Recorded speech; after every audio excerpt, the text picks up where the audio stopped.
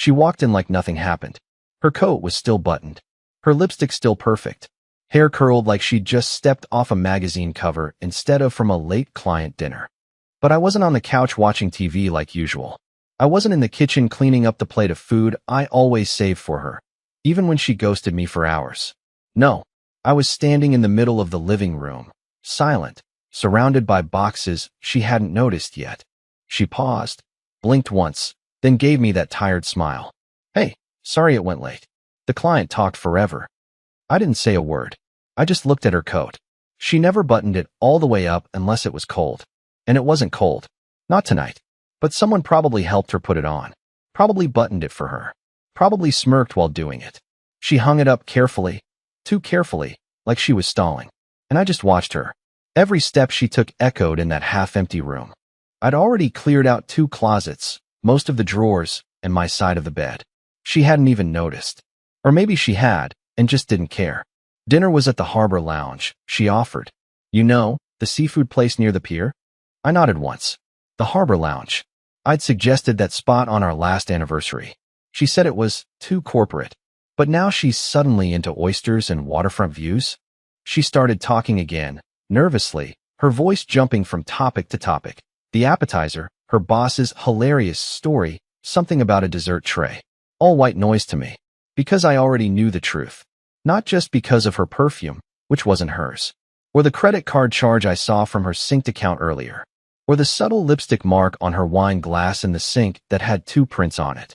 But because I was done pretending. For the last 2 weeks, I'd been packing in secret. Every night she was out late, I was folding clothes into bags she wouldn't miss, wrapping up my keepsakes in old sweaters, slowly deleting myself from the apartment we built together. I cleared out the guest room first, then the storage closet, then my home office, the one she never walked into anymore, because it gave her anxiety. And now everything was nearly ready. Just one last piece remained. Watching her lie to my face like I hadn't already erased myself from this life. She smiled again. You okay? You look weird. I smiled back. Everything's spotless, I said. She blinked. What? I walked past her. Calm. Quiet. Done. You'll figure it out, I muttered. Eventually, I left the front door open behind me. And just like that, I was gone. I didn't slam the door. I didn't scream. I didn't even say goodbye. I just walked down the hallway, past the flickering elevator light, and out into the cold December night like I wasn't leaving behind 8 years, a mortgage, and a woman who once promised me forever. I heard her voice behind me as I walked, confused at first, then sharper, louder. Daryl, she called. Daryl, what's going on? She still had no clue. None. And honestly, that was the part that hit me hardest. Because I had spent months begging for scraps of attention. Sitting across from her at dinner while she scrolled through texts I wasn't allowed to ask about. Waiting in bed alone, listening to her come home late with half-baked excuses and a perfume that didn't belong to us. I stayed through all of it, through the gaslighting, the guilt trips, the cold silence. But the moment I stepped out the door, now she noticed something was wrong? I didn't answer. I just kept walking. The van was already loaded. I'd parked it on the other side of the block, so she wouldn't see it from the window. Half our apartment was in there. She hadn't noticed any of it. That's how little she saw me. She didn't even realize she'd been living with a ghost these past few weeks. By the time she ran outside, barefoot and in a panic, I was gone. Not far, just far enough to watch from the corner. She stood on the sidewalk, looking both ways, her mouth opening and closing like she couldn't decide whether to yell or cry. She looked smaller than usual. Not powerful, not polished, not like the version of herself she saved for her boss and his sleek little dinner parties. Just lost. I waited until she went back inside. I could see the flicker of lights as she walked room to room. Maybe that's when it started to sink in. The missing clothes. The empty drawers. The blank spaces on the wall where our photos used to be. She didn't even have my number anymore. I'd changed it 2 days ago and left my old phone in the top drawer of my desk with a single message open on the screen. You lied better than you loved. She didn't call. She FaceTimed. But the call never came to me. It went to that old phone, vibrating silently on the desk as she stood over it, blinking at the screen. I imagined the look on her face when she saw that message. The pause. The cold realization that something was very, very wrong, and that it was too late to fix it with another pretty excuse. She tried to text me next. My new number was private. I watched the old phone light up with messages that only I would never read. I imagined her pacing, calling her sister, maybe even calling Trent, trying to figure out what to do now that her world wasn't revolving quietly around her anymore. No husband, no backup plan, no audience for her little performances. By 1 a.m. She sent her final message. Where are you? Please come back. I don't understand. That line broke me in a whole new way. Because she did understand. Deep down, she always did. She just never thought I'd actually leave. Never thought I had it in me. I didn't yell. I didn't threaten. I just vanished. And now, she was stuck in the silence she gave me for months. She once said she loved how quiet I was. Now she'd get to live in that silence. Alone. I didn't sleep that night. Not because I was heartbroken or angry. I'd already felt all of that, months ago. No, that night I was wide awake because I wanted her to sit in it. The silence. The confusion. The guilt she'd buried so deep under spreadsheets and fake dinners, and the sound of her own voice saying, "You're overthinking again, Daryl." I imagined her sitting on the edge of our bed, the one I'd stripped bare except for the comforter, looking around at the ghost of a life she never thought would leave her. And for the first time in years, I didn't feel powerless. I felt calm. But Lena wasn't the kind of woman who stayed still when she lost control. By morning, I started getting the messages. Not on my phone. Again, that was dead to her. But through mutual friends. One of her coworkers messaged me on LinkedIn of all places. "Hey man, is everything okay? Lena's freaking out. She said you vanished." I didn't respond. Instead, I changed my profile photo to a plain black square and removed all my public info. Let her chase shadows. What really got to her, though, wasn't my disappearance. It was the envelope I left in the hallway cabinet. I taped it to the inside of the door, so she'd only find it if she was desperate, rummaging through things, trying to understand how her husband became vapor. Inside was a copy of a dinner receipt. From the Harbor Lounge. The one she claimed to have gone to with her boss. Dated 3 weeks ago. But there were 2 entrees, 2 drinks, and a bottle of wine. A very specific bottle of wine. She'd told me they were splitting the bill with the client. But this receipt? It had her signature at the bottom. Just hers. And the bottle of wine listed? It was the same bottle I bought her for our anniversary 2 years ago. Back then, she said she didn't even like that wine. Too sweet, she told me. But I saw it on the receipt again, in black and white, next to the dessert platter for 2. She drank our memory with someone else. I knew this part would crush her more than the silence. Because Lena lived for control. For image. For structure. She thought she was 10 steps ahead of me. Thought I was too weak to walk. But I didn't just walk. I cleaned up after myself, too. She also didn't know about the locked room. The spare bedroom at the end of the hall, the one she used to store her files and work stuff, was locked when she got home. I changed the lock that afternoon and slid the key under the baseboard in the elevator shaft. Not to be cruel, just to make a point. That room held the rest of my things. And it held one other item, an old iPad synced to her cloud. Yeah, she forgot about that part. I didn't even have to hack anything. Just opened the Photos app a week ago, and there it was. Screenshots. Snaps she thought disappeared. A video, muted, grainy, but clear enough. Her in a dress I'd never seen. Him holding her waist like I used to. Her laughing the way she hadn't in years. So no, I wasn't just walking away from her. I was walking away from the gaslighting, the late nights, the scent of someone else's cologne in our sheets, the versions of me I kept killing off just to make her happy. And now, all she had left was the image of herself in a mirror that finally cracked. And I wasn't there to tape it back together this time. It took her 46 hours to finally show up at my brother's house. She didn't even know where I was staying. I'd told no one except Owen. And even he didn't know the full story. All he had was a suitcase waiting for me when I arrived, an air mattress in the guest room, and a quiet nod like, "You don't have to explain. Just rest." But Lena must have sniffed him out eventually. Maybe checked my calendar, or scrolled through old texts, or just guessed. She was always good at finding people, when it served her. But when she knocked on the door, I didn't open it. I watched from upstairs, out of sight, holding my breath as she stood on the porch in a long beige coat and sunglasses like she was walking into a courtroom. She rang the bell again, and Owen opened the door just a crack, enough to let her know she wasn't welcome. Her voice was calm. Too calm. "I just need to talk to him. Please. Just for a minute." But Owen had heard me sob through the wall 2 nights earlier, had seen me shake while reading old messages she sent to Trent that I wasn't supposed to find. He simply said, "He's not ready," and shut the door. She didn't knock again. Instead, she sat down on the front step like she was waiting for an Uber. Except it wasn't an Uber she wanted. It was access, control, a chance to rewrite the narrative before it slipped too far from her hands. Because that's what she always feared most. Not losing me, but losing the version of herself I saw. If I stopped believing the lie, then who was she? But this time, her control was gone. And she knew it. I got a message later that evening.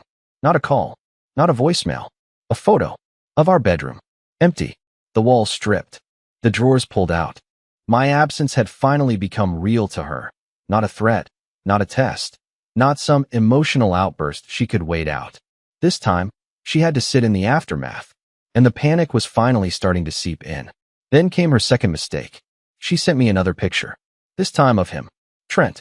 Or rather, her and Trent, standing at some corporate event, shoulder to shoulder, his hand a little too low on her back. "This is all it was," she wrote underneath. "It wasn't what you think." She really thought that would fix it. That a caption could clean up a betrayal. That if she controlled the narrative just right, I'd crawl back and beg to be gaslit again. But she didn't know that I had already spoken to someone. 3 days before I left, I sent a message to a name I found buried in one of her team group chats. Celia R. Turned out, Celia was Trent's wife. And she didn't know anything about these dinners. Not one. She thought her husband was traveling for audits, conferences, team retreats. My message was simple. I think our spouses have been spending a lot of nights together. You deserve to know that. No anger. No demands. Just truth. And Celia responded. Within minutes. I knew something was off, she said. I just didn't want it to be real. That night, she and I stayed on the phone for almost 2 hours. Strangers. Betrayed by the same people. Both trying to make sense of how long this had been going on and how deep the rot went. And as we talked, a plan quietly started to form. Not revenge. Something smarter. Lena still had no idea I'd contacted Celia. She still thought she was playing chess. Still thought I was her pawn, sulking somewhere, waiting for her to say the right combination of words to unlock my forgiveness. But I wasn't that guy anymore. I was done being quiet.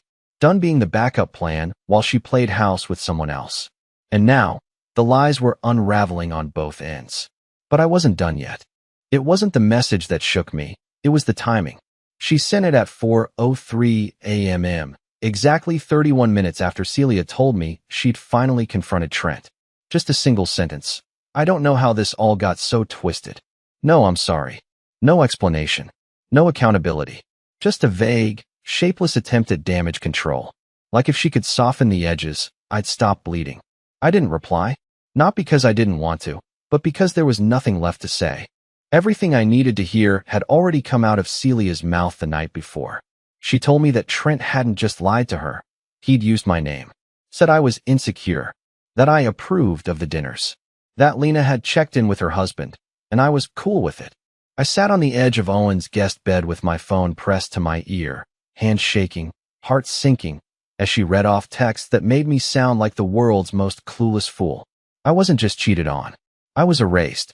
Turned into a non-issue. A punchline. A faceless, spineless background character in whatever fantasy they were playing out under candlelight and wine glasses. But what Celia said next, that's when I realized I hadn't seen the worst of it yet. Apparently, there was an incident. Some HR complaint Lena never mentioned. Celia didn't have all the details, but there had been whispers that Trent was being transferred quietly, and that certain emails between him and Lena had been flagged. Celia only found out because someone in compliance owed her a favor. And just like that, the pieces started sliding into place. The sudden work trips. The frantic way Lena had wiped her laptop last month, claiming she was clearing space. The night she came home crying and said it was because the company was downsizing. No, it wasn't downsizing. It was damage control. Lena hadn't just betrayed me. She'd gambled everything. Our marriage, her career, her reputation, for a man who wouldn't even pick up the phone when she started to fall. And now that it was collapsing, she came crawling back. Except she wasn't crawling to me. She was crawling to everyone else. Owen showed me screenshots from mutual friends, vague status updates, cryptic captions, taking time to heal selfies. Lena wasn't apologizing to me. She was rebuilding her image, playing the misunderstood victim. She even reactivated her old blog, the one she abandoned after we got married. Suddenly, it was full of quotes about growth through pain and the loneliness of being judged. I laughed, not because it was funny, but because it was so predictable. She was still trying to control the narrative, even now, even after everything. But she didn't know that Celia had taken screenshots of the emails. She didn't know I'd forwarded them to a friend of mine who worked in the same industry. She didn't know the story was no longer hers to spin. She only knew one thing for sure. I was still silent. And this time, my silence wasn't weakness. It was the sound of a fuse burning down to something she'd never be able to fix. It all came undone faster than I expected. The tipping point wasn't something loud or public. It was an email. Just one. Celia sent it to the compliance director at their firm. Subject line: formal concern regarding workplace conduct. It was a short message, polite, almost clinical, but it included screenshots, timestamped texts, dinner confirmations, photos that weren't supposed to exist. One of them showed Lena and Trent sitting at a bar, too close, too casual, clearly outside of office hours. Celia didn't ask for revenge. She asked for clarity, for an internal audit. That's all it took. The fallout started as a trickle. First, Lena was put on leave. Then her company email was locked. Her LinkedIn suddenly said, open to opportunities. She didn't post about it. No vague quotes this time. Just silence. But I saw the panic in the shadows. A mutual friend messaged Owen asking if Lena was okay. Said she'd shown up to a friend's birthday party off, drinking too fast, leaving too early. Another friend said she was looking for a new apartment, which didn't make sense because she still had the condo. Unless, of course, she couldn't afford it anymore. I didn't smile. I didn't feel victorious. I just felt done. Numb maybe. Tired. Like I'd finally finished dragging myself through a swamp I never agreed to walk into. The saddest part? I would have forgiven her once. Not because I'm spineless, but because I loved her that much. Because I wanted to believe the woman I married was still in there somewhere. But that woman didn't exist anymore. She was replaced by someone who lied to my face, rewrote the truth, weaponized guilt, and smiled while I withered. And now, that same smile was gone. She texted me again, 3 days after the HR fallout. No apology, no details, just this. They twisted everything. I need to explain. Please. I didn't reply. Instead, I sent her a single email. One she couldn't twist. One she couldn't cry her way out of or rewrite on social media.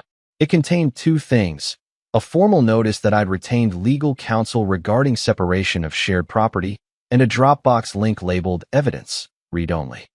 Inside were the receipts, the texts, the screenshots, the timeline.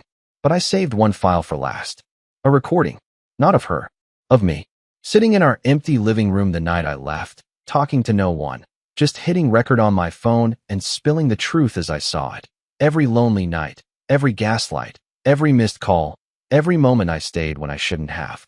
It was raw, shaky, full of emotion I'd buried for too long. And I ended it with, you don't get to rewrite this. I was here. I existed. I mattered. She viewed the Dropbox file 6 minutes after I sent it. No reply. No call. Just silence. This time, her silence told me everything. She wasn't in control anymore. And for the first time in months, I didn't feel invisible. She didn't knock this time. She just stood there. I saw her through the kitchen window, same beige coat, but this time it was wrinkled and soaked from the rain. She didn't hold a phone or a bag or even an umbrella. Just her. Alone. Soaked and shaking. It took her over a month to show up again, and now, after everything, she looked like she was finally ready to admit she'd lost. Owen wasn't home. He'd gone out for groceries, which left only me inside. And I had a choice. Open the door, or let the rain finish what the silence started. But something in me wanted to see her face. Not for closure. I wasn't waiting on some emotional apology. I just wanted to see what was left of the woman who said she'd never be the kind of person who cheated, who swore she'd never become her mother, who used to sob when her coworkers got divorced, saying, I'd never do that to someone I loved. I opened the door. She didn't speak right away, just looked at me, blinking, dripping, breathing like she'd run a mile uphill. Her eyeliner had smeared, her lipstick was gone, and for once, there was no performance in her eyes. No spin, no speech ready. Just the raw panic of someone who realized too late that the mask doesn't work anymore. "Daryl," she said, barely above a whisper. I lost everything. I stepped back, letting her in only far enough to keep the rain off the floor. I didn't invite her to sit. I didn't offer a towel. I just watched her stand there, small and shivering, and I waited. "They let me go," she said. "Not officially, but I'm blacklisted. Nobody's calling back. Trent transferred to Denver. He won't answer me. He told HR it was all me, that I initiated it." I raised my eyebrows, slowly, like I was just now hearing it for the first time. But I already knew. Celia had told me days ago.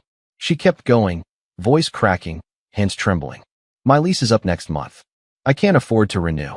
I tried moving back into the condo, but your lawyer blocked it. I didn't think you'd actually." She stopped, swallowing hard. "I didn't think you'd really leave." That part stung, because it was true. She never thought I would leave. She thought I'd always fold, always forgive, always wait. She thought I was the guy who would clean up the mess quietly and sleep beside her like nothing happened. She didn't understand that the man who left that night was not the same one she married. "You didn't lose me," I finally said. "You spent me. Like loose change." Her face fell, and for the first time, I saw it. Not guilt, not regret, but shame. That horrible, suffocating weight that doesn't go away with an apology. She tried to say something else, but I stopped her. "I didn't leave because you cheated," I said. "I left because you lied about it while staring me in the face. I left because you made me feel insane for noticing. Because you let me bleed out emotionally while telling everyone how brave you were." Her lip quivered. She looked away. "I didn't mean." "But you did," I cut in. "You meant every lie, every omission. Every night you came home smelling like someone else and told me I was being paranoid. You meant to protect yourself. You just didn't expect to lose." She nodded slowly, said nothing. For once, she had no script. I watched her walk back out into the rain. She didn't ask to come back. She didn't beg. She didn't yell. She just walked down the steps, into the streetlight glow, swallowed by the storm she created. And this time, I didn't feel empty. I felt free. It's strange how quiet can feel different when it's finally yours. The first few mornings after she left my doorstep, I kept expecting something. A knock, a call, a new trick up her sleeve. But it never came. No more messages. No more damage control. Just a long, stretching silence that didn't feel like punishment anymore. It felt earned. I stayed at Owen's for another week, but it was never meant to be permanent. I'd already signed the lease on a small 2-bedroom apartment across town. Nothing fancy, but it had hardwood floors and a tiny balcony that caught the morning sun just right. And it was mine. No ghosts. No lies in the walls. Just a space I didn't have to share with someone who treated love like a business negotiation. I unpacked slowly. I was in no rush. Every box I opened was a reminder of what I kept and what I finally let go of. The wedding album? Donated. Her old anniversary letters? Shredded. But the things that mattered, the photo of my dad fishing with me as a kid, the record player I almost sold to afford her birthday gift that one year, the quilt my mom made for our first Christmas, those stayed. And they felt heavier now, more real. I went back to work. I started running again. I started eating like I cared about myself again. People say healing is a straight line, but it's not. It's jagged. It's messy. Some days I missed her like a phantom limb. But most days, I missed myself. The version of me that used to laugh without checking if it was okay first. And then, out of nowhere, it happened. I met someone. No, not like that. Not a rebound. Not a distraction. Just someone. Her name's Morgan. She works at the bookstore near my apartment. We talked about music once. Then again about coffee. Then about nothing at all. It wasn't fireworks. It was quiet. And I needed quiet. Not the kind I lived in with Lena, but the kind that feels like breathing room instead of suffocation. We haven't rushed it. She doesn't ask about my past unless I bring it up. She listens. Not with an agenda, with attention. And the first time I laughed around her, like really laughed, I realized how long it had been since I felt light. A few weeks ago, I walked past the building where Lena and I used to live. It was late, warm out. I stood across the street and looked up at the balcony where we used to drink wine and pretend we were happy. The lights were off. The curtains had changed. A new couple must have moved in. Good. I don't know where she is now. I don't care. Maybe she rebuilt. Maybe she didn't. That part of the story doesn't belong to me anymore. And for the first time, I'm okay with that. Because I didn't just walk away from her. I walked back to myself. And this time, I'm not leaving.